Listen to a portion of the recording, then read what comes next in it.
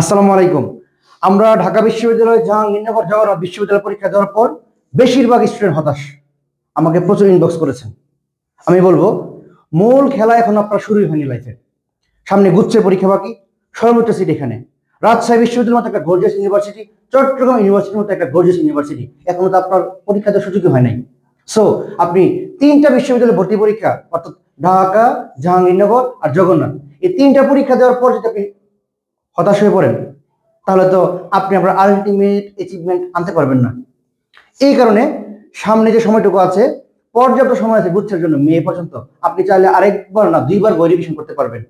অবশ্যই গুচ্ছের জন্য summit varsity solution থেকে মানবিক রিসেন্ট বিগত বছরের প্রশ্ন ভালো করে সলভ করেন, এবং যারা অন্যান্য ইউনিভার্সিটি এবং অন্য ইউনিভার্সিটি সায়েন্স সামিট ভালো করে পড়ুন। এবং চট্টগ্রাম বিশ্ববিদ্যালয়ের ডিএলডি কিন্তু আইকিউ আসে, আইকিউকে হেলায় ফেলায় দেখার সুযোগে নেই। IQ summit is the best solution for it.